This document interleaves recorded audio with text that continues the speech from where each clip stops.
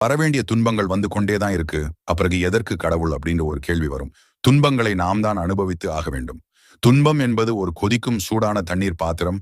அதை நாம தான் நம் கையால் இறக்கி வைக்க வேண்டும்.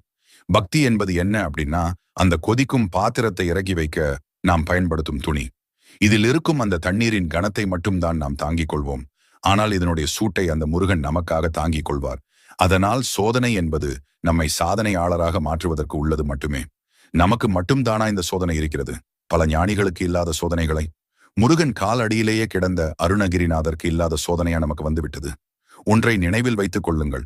முருகன் உங்களை சோதிக்கிறான் என்றால் அது சோதனை இல்லை.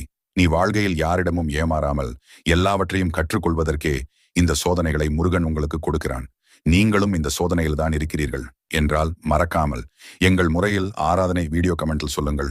ஓம் முருகா என்று அப்படியே எங்கள் சேனலை சப்ஸ்கிரைப் அண்ட் லைக் செய்து கொள்ளுங்கள்.